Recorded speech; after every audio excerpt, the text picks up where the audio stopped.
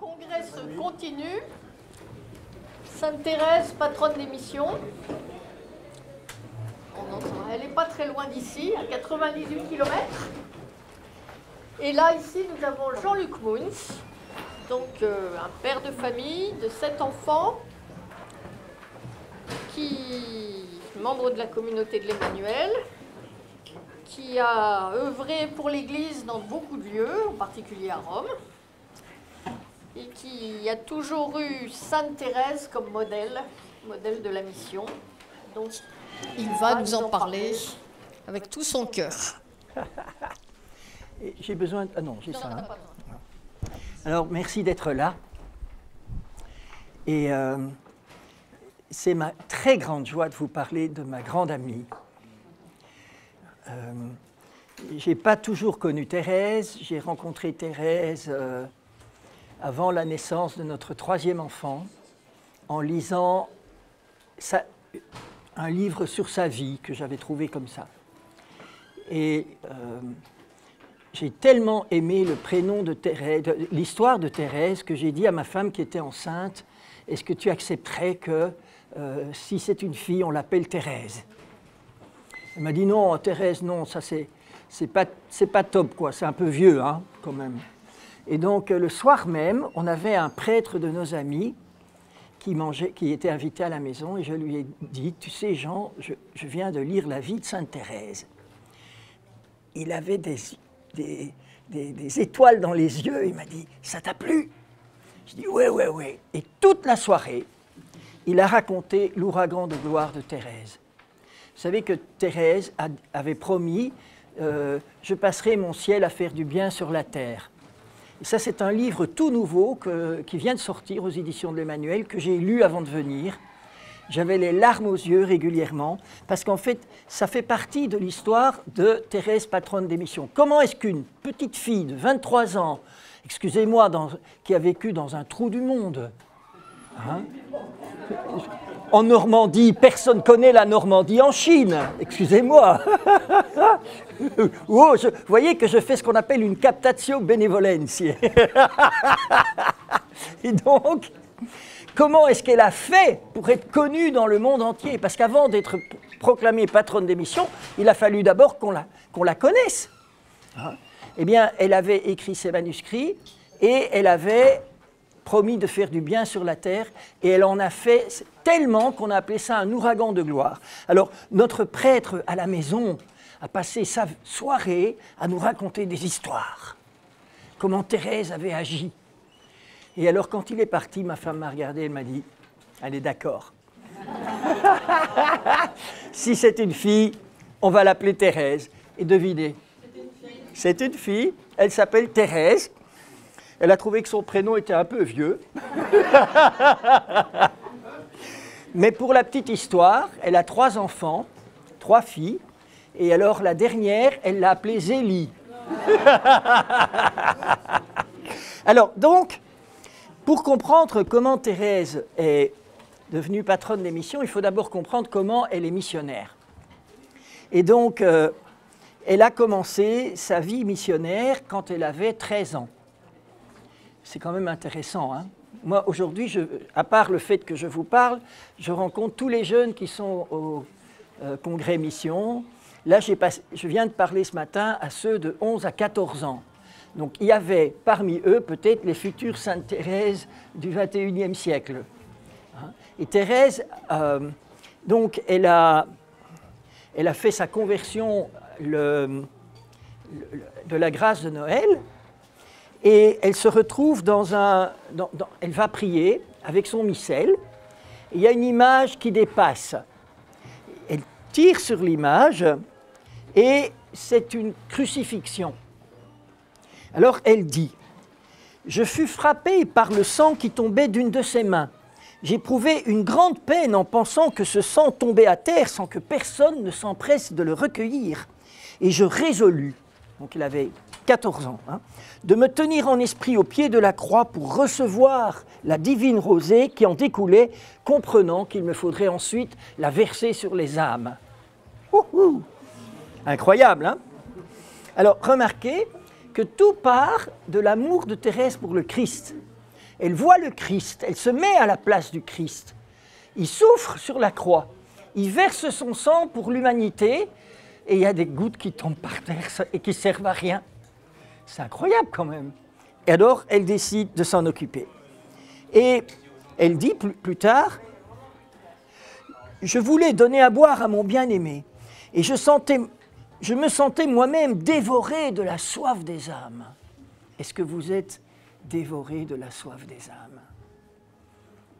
Est-ce que ça vous empêche de dormir? Comme Saint Dominique, que deviendront les pécheurs? Et dévoré de la soif des âmes.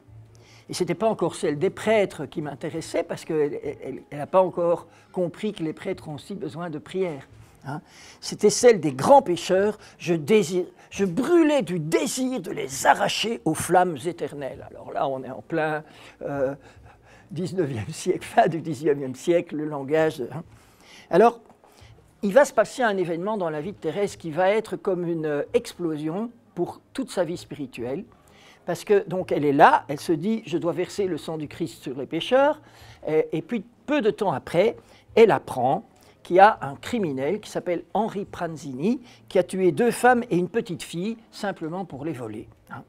Et alors, elle se dit, un criminel qui a tué, celui-là, il a déjà un pied en enfer, quoi. Hein. Je vais tout faire pour le sauver de l'enfer. Hein. Alors elle écrit, « Afin d'y parvenir, j'employais tous les moyens imaginables. Sentant que par moi-même je ne pouvais rien, j'offris au bon Dieu tous les mérites infinis de notre Seigneur, les trésors de la Sainte Église, et enfin, je priais Céline de faire dire une messe dans mes intentions, n'osant pas la demander moi-même dans la crainte d'être obligé d'avouer que c'était pour Pranzini le grand criminel. » Imaginez un peu. Une fille de 14 ans qui va demander une messe, quelle est l'intention? C'est pour le type qui va être guillotiné, là. Le prêtre aurait peut-être refusé de dire la messe. Hein. Donc, alors, ici, on va voir Thérèse à l'œuvre. Hein. D'abord, vous avez compris que c'est assez extraordinaire. Hein. Elle n'a rien à donner, en fait. C'est une petite fille. Alors, elle a cette intuition hyper catholique de la communion des saints. Est-ce que vous savez que vous êtes tous riches à milliards de grâces?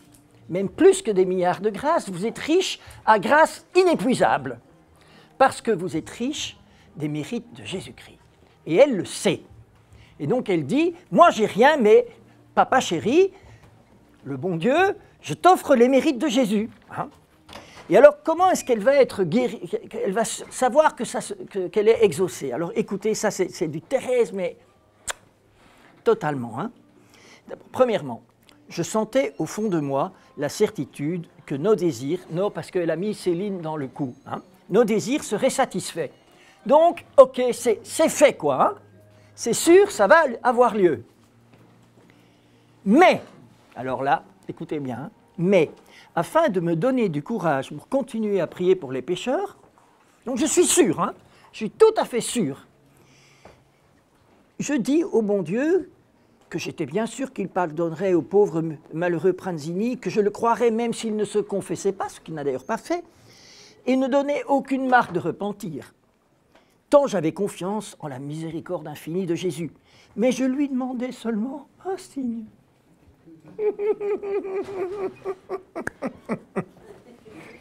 Allez, je crois, mais complètement. J'ai besoin de rien, je suis sûr que tu vas le faire. Mais, s'il te plaît, donne-moi quand même un signe. Et ça, c'est Thérèse. Et vous savez, il y a une chose que vous devez savoir, c'est qu'on reste le même au ciel. Thérèse n'a pas changé au ciel, elle a toujours le même caractère. Et c'est comme ça qu'elle donne des signes. Pour elle, les signes, c'était important. Et donc, elle continue de donner des signes. Et si vous en voulez, vous en avez ici une tapée, mais pas possible, à faire pleurer les pierres. Hein. Alors, et donc, je lui demandais seulement un signe de repentir pour ma simple consolation. Alors,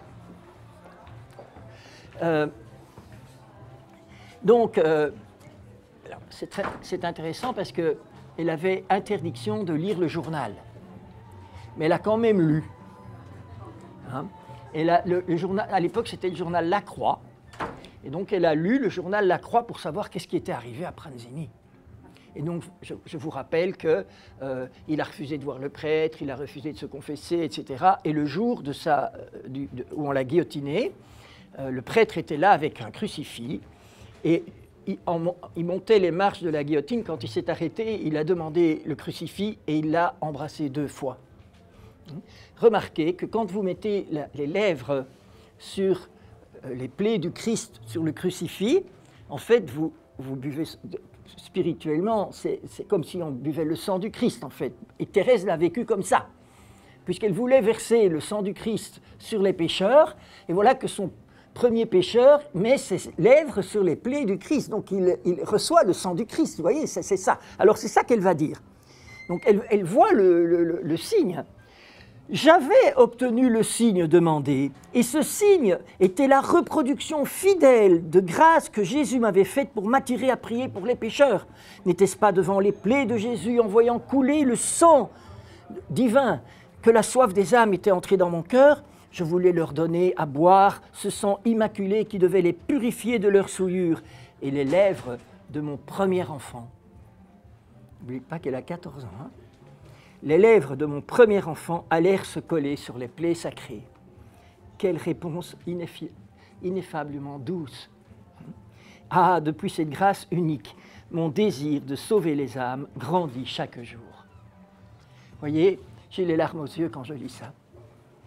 Parce que c'est tellement beau, c'est tellement extraordinaire de voir d'abord comme les intuitions spirituelles d'une petite fille et comment Dieu vient confirmer tout ça d'une manière extraordinaire, mais il fallait le regard de foi de Thérèse. Alors, je voudrais qu'on regarde ensemble, au fond, comment Thérèse a évangélisé toute sa vie, parce que vous savez qu'elle est patronne des missions. Elle est patronne des missions, alors qu'elle a fait un voyage dans sa vie, elle est allée à Rome, donc ce n'était pas une grande mission. Et elle n'est jamais allée en Chine, elle n'est jamais allée... Maintenant, elle va en Chine. Si vous lisez le bouquin, vous verrez qu'elle est en Chine, qu'elle est en Afrique, qu'elle est partout dans le monde, en Égypte, beaucoup. Hein.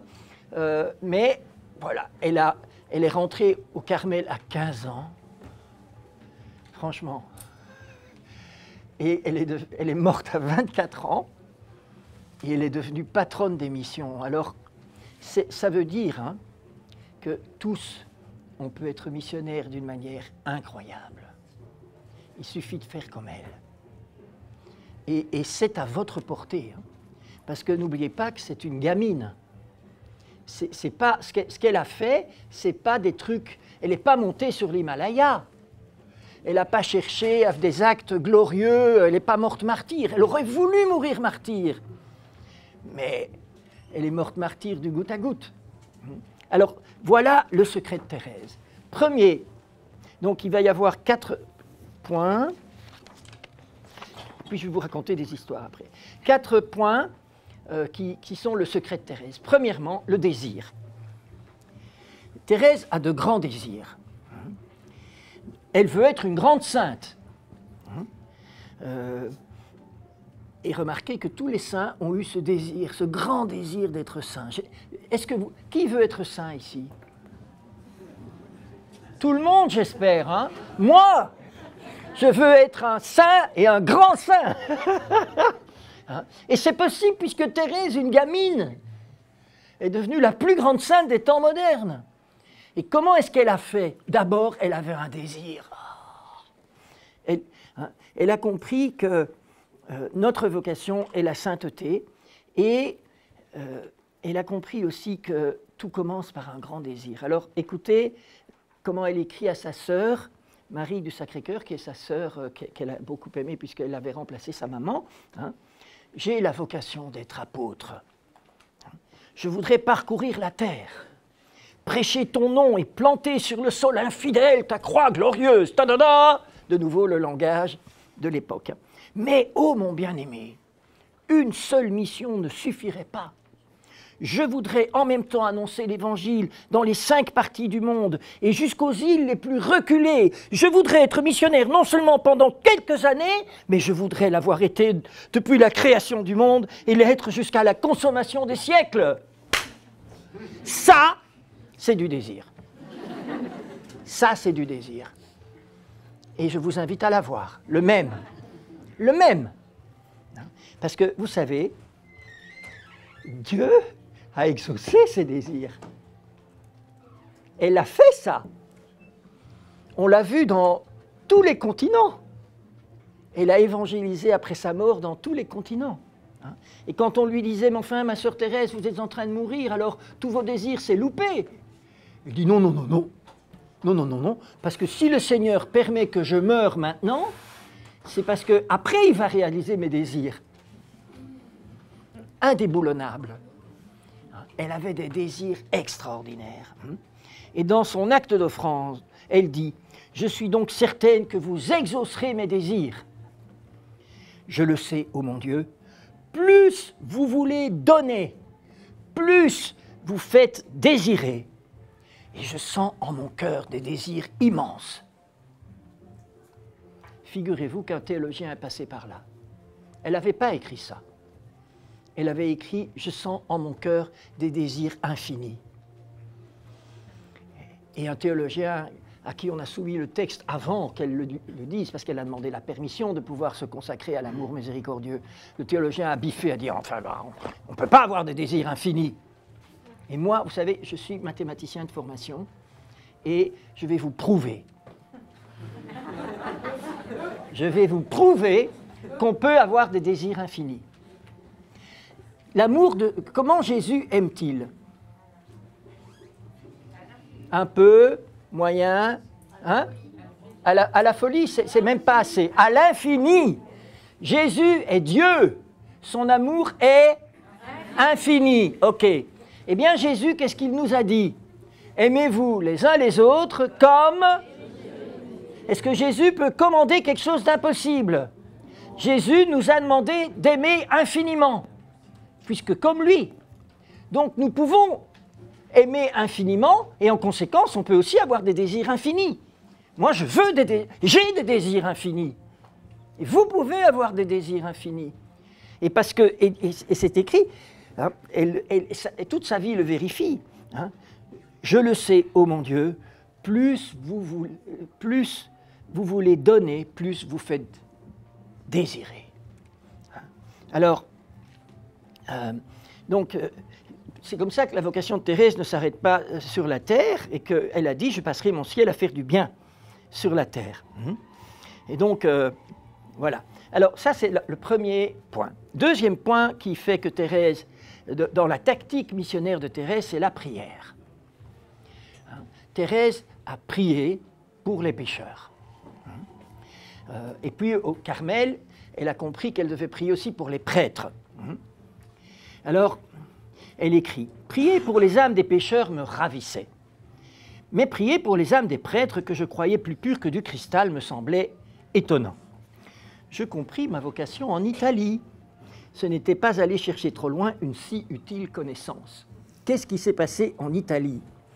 Eh bien donc, Monsieur Martin, Saint Louis Martin, a emmené sa fille en pèlerinage avec tout le diocèse de Bayeux-Lisieux, mais c'était surtout des prêtres, pour aller à Rome et avec l'objectif de demander au pape la permission qu'elle entre à 15 ans.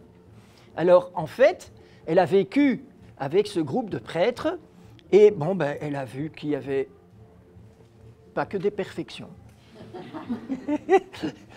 Elle a vu les petits côtés et tout ça.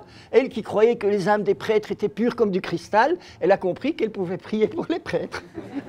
Hein? Bon, nous aussi. Hein? Alors, vous voyez, et puis elle a reçu deux prêtres, un séminariste, un prêtre, qui allait devenir prêtre, à soutenir. Et elle écrit au père Bellière, qui souffrait d'une épreuve intérieure. Elle écrit « Je ne cessais d'implorer pour vous l'assistance de la douce reine des apôtres. Aussi ma consolation a-t-elle été bien grande en recevant pour bouquet de fête l'assurance que mes pauvres prières avaient été exaucées. » Donc elle prie pour lui. Hein. Et puis, vous le savez, une carmélite qui ne serait pas apôtre s'éloignerait du but de sa vocation et cesserait d'être la fille de la Séraphine, Madre, hein, Sainte Thérèse, qui désirait donner 1000 vies pour sauver une seule âme. Et alors, parfois, la prière d'une sainte est un peu dangereuse. Et donc, par exemple, elle prie pour le père Roulant. Donc, c'est le deuxième prêtre pour lequel elle est chargée de prier spécialement. Et alors, elle lui dit ceci, écoutez bien, parce que « Savez-vous, mon frère, que si le Seigneur continue d'exaucer mes prières, vous obtiendrez une faveur que votre humilité vous empêche de solliciter. Hein? Cette faveur incomparable, vous la devinez, c'est le martyre. » Alors, oui Thérèse, tu peux prier pour moi. Et donc Thérèse a prié pour les pécheurs, et puis elle a aussi accumulé les sacrifices. Mais ce qui est extraordinaire chez Thérèse, c'est que c'était des petits sacrifices. Vous savez, on raconte qu'un jour, Thérèse était malade dans la sacristie, et on lui raconte qu'il y a un prêtre qui faisait comme sacrifice le fait que les mouches, quand les mouches se posaient sur lui, il ne les chassait pas, il les laissait. Hein? Et Thérèse dit « Oh, ah non, ça c'est un trop gros sacrifice. Moi je me contente de les chasser, mais je ne les tue pas, c'est ça mon sacrifice. » Hein? Et puis son sacrifice, c'était aussi l'obéissance. Par exemple, pour Pranzini, elle avait décidé qu'elle ne s'appuierait plus sur le dossier de sa chaise. Hein? Et donc elle se tenait comme ça. Et puis alors, quand elle est arrivée au Carmel, la supérieure du Carmel a vu qu'elle avait tendance à avoir le dos qui se voûtait.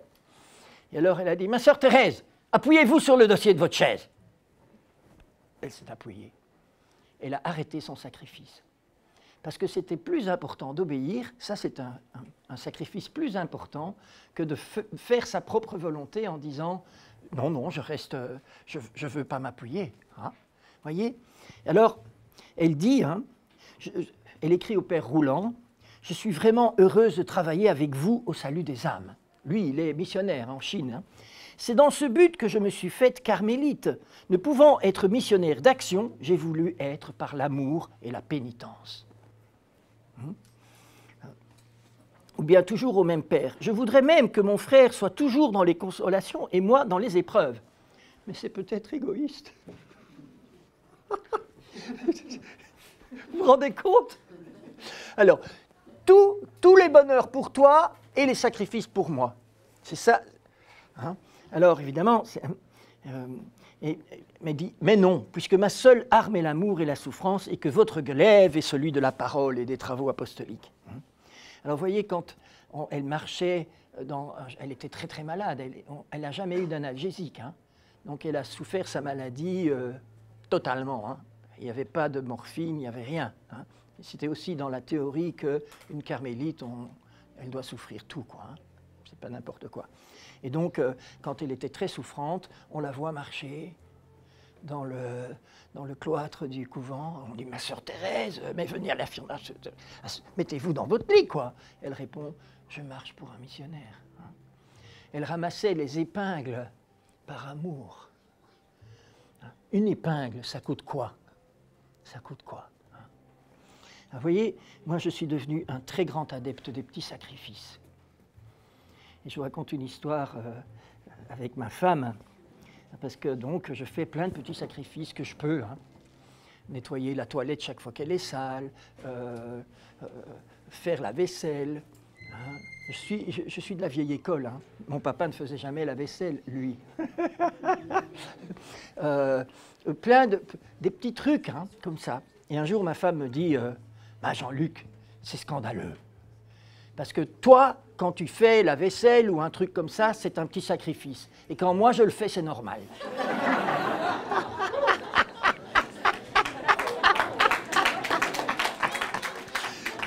Eh bien, ma femme, elle souffre beaucoup, vous savez, parce que je suis son mari et que je ne suis pas tombé sur ma langue. Hein. Donc, je lui ai dit, mais ma chérie, t'as pas compris? En fait, tout ce que tu fais, ce sont des petits sacrifices, t'as qu'à les offrir. Tu as un panel de sacrifices extraordinaires que tu fais tous les jours, eh bien, pourquoi tu ne les offres pas? Est-ce que vous vous rendez compte de la richesse de votre vie? Vous êtes assis sur un paquet de sacrifices que de toute façon vous faites. Alors pourquoi pas les offrir? Pourquoi pas les offrir? Et si vous les offrez, le fondateur de ma communauté, la communauté de l'Emmanuel, qui aimait beaucoup Sainte Thérèse, il disait, si on offre des petits sacrifices, on est dans la prière continuelle. Parce qu'évidemment, quand je fais la vaisselle, je prie. Hein? Quand je nettoie le cabinet, je prie. Vous voyez? Et alors, mais ça change votre vie, hein? Et ça évangélise. Alors, Thérèse a terminé sa vie en disant « Je n'aurais jamais cru qu'il soit possible de tant souffrir. Jamais, jamais. Je ne puis m'expliquer cela que par les désirs que j'ai eus de sauver des âmes. » Vous voyez? Alors, quatrième moyen que Thérèse utilise. Non, vous avez 1, le désir. 2, la prière. 3, 4, on est d'accord? Hein? La confiance. Et vous l'avez vu, la confiance, hein? C'était « je crois quoi qu'il arrive ». Mais donne-moi un petit signe. Hein? Alors, en fait, toute la vie spirituelle de Thérèse s'explique par la confiance. Hein? Elle avait dit ça, hein, où elle dit à sœur Marie du Sacré-Cœur, donc toujours sa sœur, « Mes désirs de martyr ne sont rien. Ce ne sont pas eux qui me donnent la confiance illimitée que je sens dans mon cœur. Ce qui plaît au bon Dieu, c'est l'espérance aveugle que j'ai dans sa miséricorde. Voilà mon seul trésor. Est-ce que vous avez confiance? Est-ce que vous croyez que Dieu est tout-puissant? Qu'il peut tout? Il a pu sauver Pranzini à une marche de l'échafaud. Il peut sauver le monde entier si nous le lui demandons. Je ne suis pas en train de vous dire qu'il n'y a personne en enfer, ce n'est pas mon combat, parce que Dieu seul le sait. Hein. Mais nous, avec Thérèse, on est appelés à prier pour les pécheurs, avec elle. Alors je vais vous raconter des histoires, parce que rien ne vaut des choses bien concrètes. Alors, donc, un jour, j'habite à Louvain-la-Neuve, une cité universitaire, il y a 20 000 étudiants. Et j'étais dans la chapelle, et donc j'étais prosterné, il y avait des rangs de chaises, j'étais derrière, et donc prosterné, quand on ouvre la porte de la chapelle, on ne me voyait pas, j'étais en dessous des chaises en fait. Hein? Quelle humilité, bon.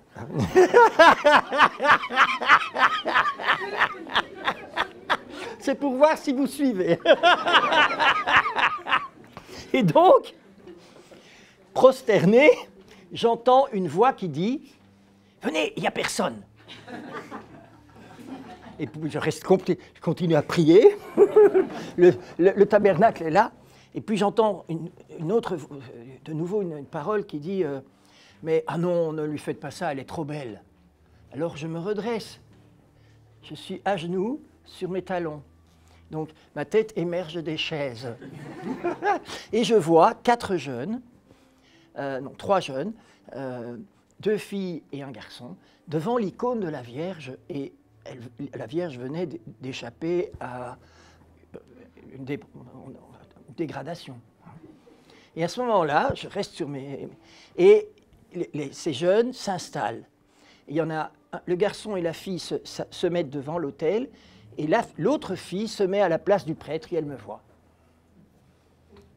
Et alors commence quelque chose que je n'ai jamais su exactement. Je pense que c'était un simulacre de mariage. Hein?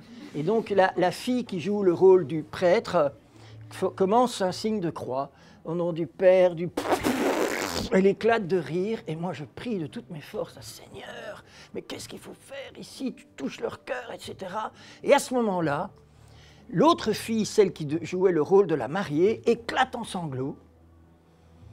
Le garçon la prend dans ses bras et lui dit « Mais qu'est-ce qu'il y a, Marie-Christine ?» Le faux prêtre se taille à la vitesse de l'éclair, poum, bang, dehors, et on se retrouve à 3 dans la chapelle, le garçon, la fille qui pleure et moi derrière. Alors, je me prosterne de nouveau. Et je prie, et je prie, et je dis au Seigneur, écoute, touche-les. Fais quelque chose pour ces jeunes, il faut que tu... Hein.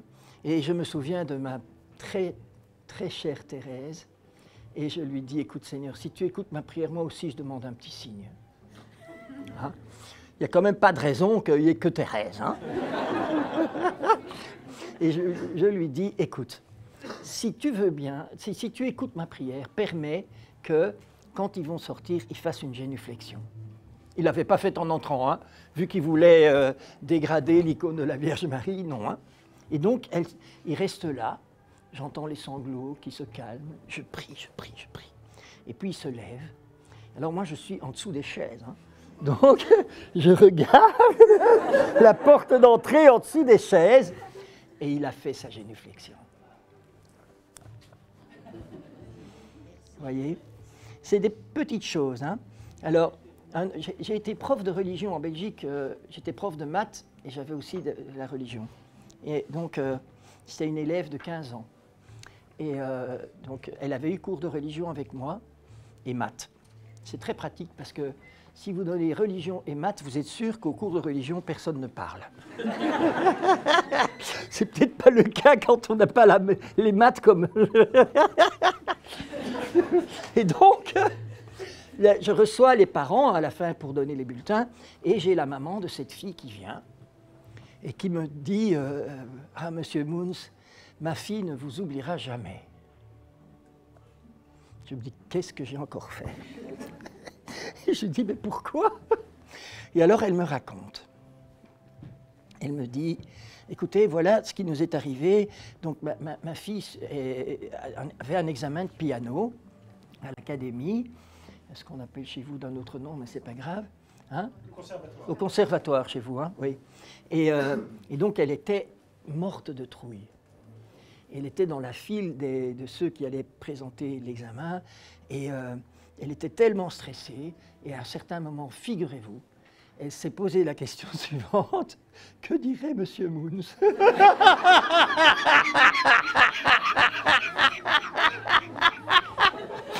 On n'imagine pas l'impact que les professeurs peuvent avoir. Et alors, surtout, la réponse de M. Moons. Qu'aurait dit M. Moons? Offre cela pour les pécheurs. Ah. Parce que c'est probablement ce que j'aurais fait. En effet, il y avait quelque chose qui était passé. Hein. Et alors, dans sa file d'examen, elle a fermé les yeux. Et elle s'est tournée vers Jésus. Elle lui a dit, voilà Jésus, toutes mes peurs, toutes mes craintes, tout ce qui me... je te l'offre. Et elle a reçu une immense paix intérieure. Elle est allée passer son examen complètement déstressée. Elle est rentrée chez elle et elle a raconté cette histoire à table, en famille. Et moi, je l'ai eue à la distribution des bulletins. Hein? Et voyez, c'est tellement beau. C'est tellement beau d'offrir. Je pense qu'hier, dans la cathédrale, il a été dit, on ne peut pas dire aux gens d'offrir leur souffrance, c'est eux-mêmes qui doivent le décider. Oui, hein? Mais Thérèse l'a fait. Hein? Alors vous voyez, c'est vrai que c'est mon dada. Et donc j'en parle tout le temps. Un jour, j'étais prof à Rome, dans une école d'évangélisation en anglais. Et il y avait 2 Chinois qui venaient d'arriver de Chine continentale, qui étaient là et qui ont entendu tout mon enseignement sur l'évangélisation et tout et tout. Et je me disais, tonnerre, mais qu'est-ce qu'ils comprennent, quoi? Ils arrivent de Chine, nous on ne comprend déjà pas très bien leur anglais, est-ce qu'ils comprennent le nôtre? C'est comme ça. Et puis à Pâques, on est ensemble, et on a terminé le repas pascal du dimanche de Pâques, et je vois un papier qui traîne par terre. Petit sacrifice, hein. Chut, ne le dites à personne, mais je vais le ramasser. Je me baisse, et avant que j'ai mis ma main sur le papier, il y a une main qui se pose sur mon épaule, et une voix qui dit « Let me do it for the sinners ». Je me retourne, c'était un de mes 2 Chinois. Il avait compris. Laissez-moi le faire pour les pécheurs. Mais vous savez, si vous commencez à vivre comme ça, je vous jure, votre vie va être transformée. Non seulement votre vie va être transformée, mais vous allez provoquer des grappes de saints qui vont monter au ciel par vos petits sacrifices. Parce que vous voyez, moi je ne peux pas évangéliser en Chine. Je ne peux pas. Je suis ici. Mais les petits sacrifices que je fais et les prières que je fais pour les Chinois, elles atteignent la Chine. Hein. Elles portent un fruit impossible, incroyable. Alors, bon, oui, j'ai peut-être encore un tout petit peu. Je peux terminer à 3 heures ? Moins 5, on va dire. Moins 5. Allez. Bon. Parce que j'ai tellement de choses à vous raconter. Alors. Hein? Il y a une histoire que j'ai beaucoup aimée. Un jour, je suis au Portugal chez des amis. Ils me disent, tu sais, on vient de vivre une chose extraordinaire. On a fait une évangélisation de rue. Vous savez, il va y en avoir pendant ce congrès. Hein. On était dans la rue avec nos enfants et une de nos filles, qui avait 8 ans, a rencontré un chanteur très très connu au Portugal. Et donc dans la rue, vous imaginez un peu, c'est comme si on rencontrait, maintenant c'est plus le cas, mais Johnny Hallyday sur le trottoir, comme ça. Ah, alors elle était toute excitée, et elle a voulu l'évangéliser évidemment, et le gars l'a renvoyé. Donc elle est revenue très contente d'avoir vu son chanteur, et très triste d'avoir été chassée. Alors le soir, elle a décidé, à la prière familiale, qu'elle allait prier pour sa conversion. Du Sainte-Thérèse tout craché, hein.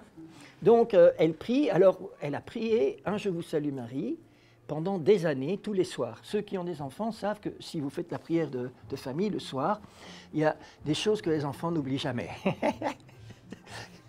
Non, la prière. Et donc, tous les soirs, si on oubliait, elle dit « non, le « Je vous salue Marie » pour hop, toute la famille, je vous salue. Et alors, le couple en question dit « Ce matin, on est allé à la messe et notre curé nous a dit, et qui ne savait rien du tout de l'histoire, il ne savait pas qu'on priait, etc. Et le curé dit, vous savez, cette nuit, j'ai été invité chez le chanteur en question. Il était en train de mourir, il a demandé l'extrême-onction, il s'est confessé, il a reçu le viatique et il est mort, réconcilié avec le Seigneur. Et donc, le papa et la maman sont rentrés à la maison en disant à leur petite fille qui s'appelle Maria, « Maria, tu sais ce qui se passe? Tes prières sont exaucées. » C'est beau, hein? C'est beau. Il y a plein d'histoires comme ça. Ah, vous voyez, pour terminer, alors,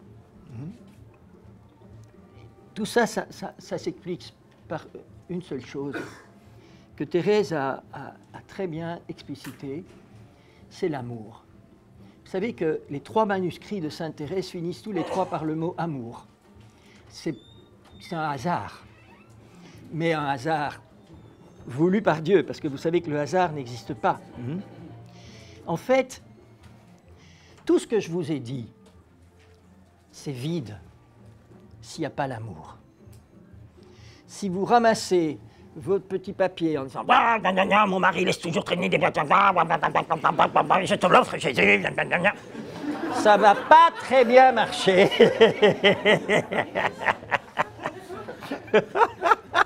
Parce qu'il manque l'ingrédient principal.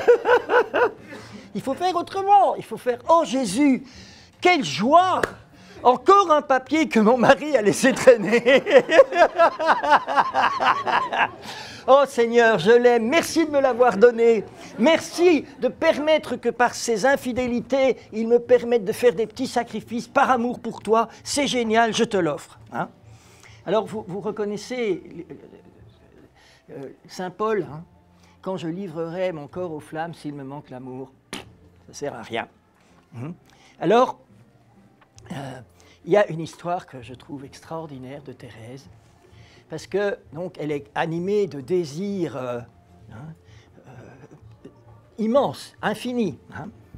Alors elle a écrit je voulais être prêtre, docteur, missionnaire, martyr. Elle voulait tout ça.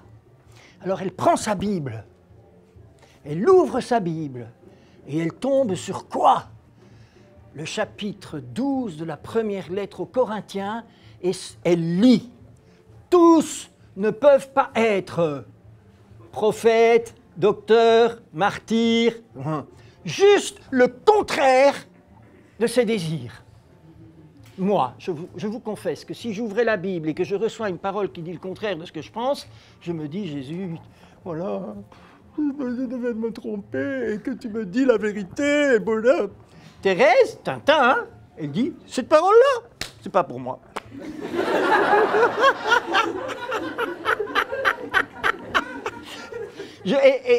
Raisonnement mathématique de Thérèse. Dieu, tu me donnes de grands désirs, d'être tout ça, tout ça, tout ça. Et tu ne peux pas donner des désirs que tu ne veux pas exaucer. Donc ici, on me dit que ce n'est pas exaucé, donc c'est que ça ne vient pas de toi pour moi maintenant, hein, donc c'est pas pour moi. Et, alors, elle continue à lire.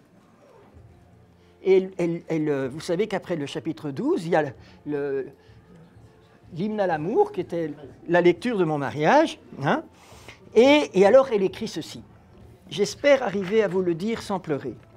Hein. Enfin, j'avais trouvé le repos. Considérant le corps mystique de l'Église, je ne m'étais reconnu dans aucun des membres décrits par saint Paul. Ou plutôt, je voulais me reconnaître en tous. La charité me donna la clé de ma vocation. Je compris que l'Église avait un corps composé de différents membres. Le plus nécessaire, le plus noble de tous ne lui manquait pas. Je compris que l'Église avait un cœur et que ce cœur brûlait d'amour. Je compris que l'amour seul faisait agir les membres de l'Église, que si l'amour venait à s'éteindre, les apôtres n'annonceraient plus l'Évangile, les martyrs refuseraient de verser leur sang. Je compris que l'amour renfermait toutes les vocations, alors qu'elle veut toutes les vocations. Que l'amour était tout, qu'il embrassait tous les temps et tous les lieux, parce qu'elle voulait avoir évangélisé depuis le début de la création jusqu'à la fin, tous les lieux, elle voulait avoir été jusqu'aux îles les plus lointaines. L'amour embrasse tout ça d'un coup. En un mot, je compris qu'il est éternel. Alors, dans l'excès de ma joie délirante, je me suis écrié « Ô Jésus, mon amour, ma vocation, je l'ai enfin trouvée. Ma vocation, c'est l'amour. Ma vocation, c'est l'amour. Ta vocation, c'est l'amour. Votre vocation, notre vocation, c'est l'amour. » Vous savez que les saints ne sont pas saints pour eux-mêmes. Ils sont saints pour nous. Et quand l'Église canonise une personne, ça ne change rien dans sa vie. Si l'Église dit « Thérèse de Lisieux est au ciel », elle était déjà au ciel avant, elle est toujours au ciel, et il ne se passe rien pour elle. Par contre, pour nous, ça change tout. Parce que l'Église nous dit « Ce chemin que Thérèse nous a donné, il est bon. Il est bon, il est aussi pour vous. C'est votre vocation aussi, c'est ma vocation. Hein. Oui, j'ai trouvé ma place dans l'Église, et cette place, ô mon Dieu, c'est vous qui me l'avez donnée.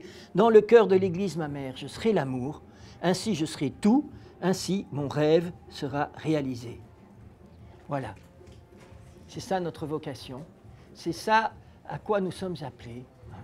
Et vous voyez, on va beaucoup parler d'évangélisation pendant ce congrès, et il y a une chose, moi, qui m'interpelle beaucoup, c'est que